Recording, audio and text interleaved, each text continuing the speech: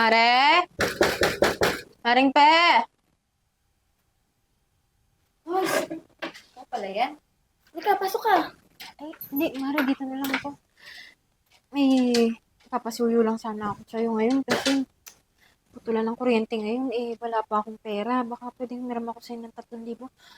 Pag nagkatrabaho ako, babalik ko agad. Naghahanap naman ako ng trabaho eh. Baka na kasi maputulan kami kawawa naman yung anak ko. Sinasabi ko eh. Kapapasok pa lang, may utang na agad ah. Pasensya ka na, pare. Wala lang talaga akong pera ngayon eh. Babalik ko naman eh. Ako ba, Brian? Kaibigan ko si Virgo. Okay lang na manghiram siya. Ano yan? Pag nagka-problema yan, dito lagi ang punta? Ano ba tayo, bangko? Pasensya ka na, Mari ha. Walang-wala lang talaga akong paraan ngayon eh. Sige. Pasensya na. Pare, hanap na lang ako ng ibang paraan. Ay, pasensya ka na. Hindi, okay lang.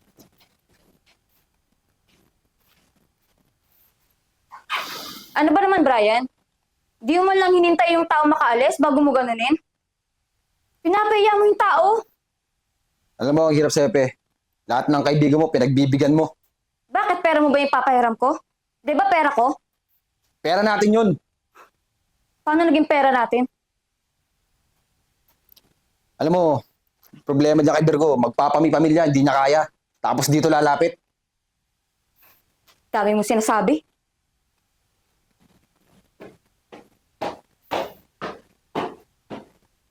Mars, pagpasensyahan mo na kasi 3,000 lang yung kaya ko mapahiram sa'yo eh.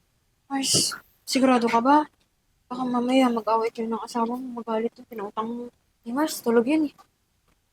Salamat ha. Huwag ka maglala pag nagkatrabaho ko. Epe. Ano yan, Pe? Pinahiram ko lang naman si Virgo, pero ibabalik niya din naman. Narinig ko na yan. Hoy, Virgo. Nagbabayad din kami ng kuryente, ha? Pasensya na. Wala na talaga akong matakbuhan eh. Isipin lang naman talaga yung kaibigan ko na tutulong sa akin. Huwag ka mag-alala. Hindi ko naman tatakbuhan. Ibabayaran ko to. Mars, sige na Mars. Kailan pa? Sa kabilang buhay? Mars, sige na. Uwi ka na muna ha. Salamat Mars sa akin. Sige na.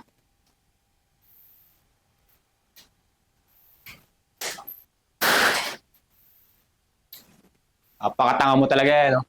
Nagpauto ka na naman sa kaibigan mo. Pwede ba Brian, tumigil ka na? Hindi naman ikaw ang hiniraman, di ba? Ako naman. Bakit? Pera ko din yun. Alam mo Brian, huwag sana dumating yung tayo naman ng mga kailangan. Wala tayong matatakbuhan. Dahil sa Ay. sama ng ugali mo. Kahit kailan, hindi ako mangungutang. Dahil maganda ang trabaho ko. Tumigil ka na nga Brian.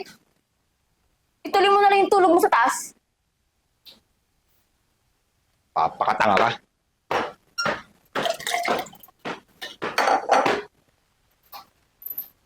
Ay, Mars, tuloy ka. Mars, di ba sabi ko ngayon ang pagbabayad?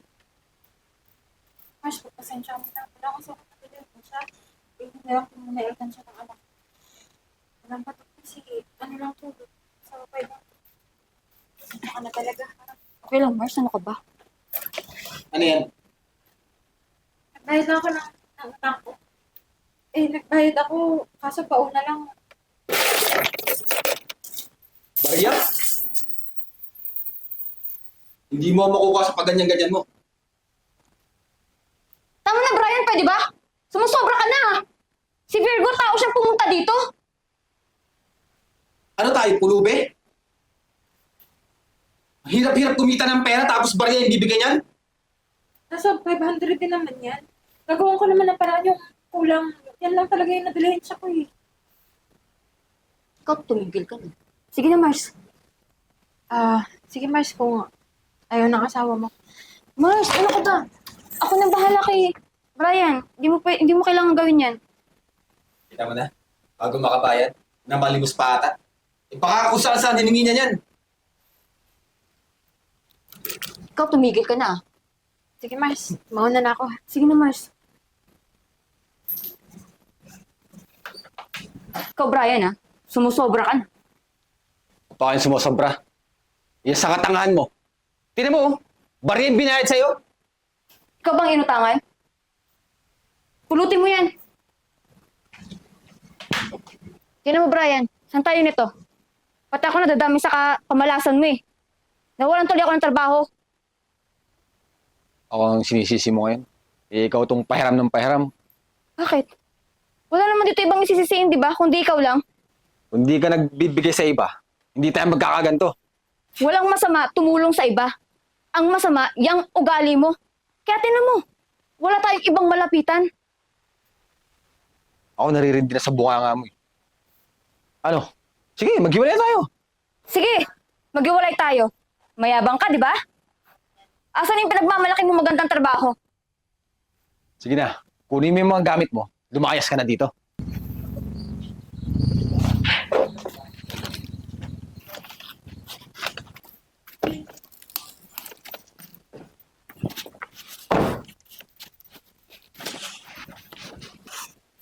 Mars! Mars! Ang ginagawa mo dito? Hindi ko pinunta ko dito. Yung kaibigan ko. Mars, nabalitaan ko, pinapalayas ka dyan sa bahay niyo. Oh, Mars. Wala eh. Nagkabaon-baon kami sa utang eh. Oy, di ba may utang ka sa amin? Bayad na ako sa utang ko. Hindi naman ako sa'yo may utang eh. Kaya ako nandito. Para sa kaibigan ko. Huwag ka magalala, Mars. Di ba, may trabaho na ako. Nakabili na rin ako ng sasakyan. Tutulungan kita. Talaga, Mars. Buti naman, Mars, kasi hindi ko na alam kung anong gagawin ko eh. Kaya ako nandito kasi babalik ko yung tulong na binigay mo sa akin. Ikaw naman yung tutulungan ko. Dapat lang. Natulungan ka namin nun. Kami naman tulungan mo ngayon. Tulungan namin. Parang hindi naman ikaw yung tumulong sa akin, kundi yung asawa mo lang. Tsaka yung tulong na ibibigay ko, hindi para sa inyo. Para lang sa kaibigan ko. Anong sa atin? Wala na tayo, di ba? Wala na kay Mars. Mabuti naman. Kasi hindi bagay sa'yo yung ganyang klaseng asawa. Kasi mabait ka. Nga pala, Mars, yung amo ko naghahanap ng bagong empleyado. Magpo-provide din siya ng bahay tsaka sasakyan. Katulad ng binigay sa akin ng amo ko. Kaya tama-tama dahil mag-isa ka lang naman sa buhay, di ba? Oh, Mars. Sige. Teka, baka pwede ako dun sa trabaho mo na yan. Wow. Matapos mo akong insultuhin? Gusto mo ng tulong ko? Pasensyahan tayo. Pero ang dapat kong tulungan, yung taong may puso lang, katulad ng kaibigan ko. Hindi Wala ka katulad palang mo. utang na loob eh. Pwede ba, Brian, maiyak ka naman? Wala akong utang na loob. Oo, sa'yo. Alam mo, Mars, mabuti pa. Iwan naman yung mga gamit mo. Mamimili tayo ng mga bagong gamit. Sagot ko. Ay, gusto ko yan, Mars. Tara na, iwan naman na rin yung asawa mo. Tabi. din.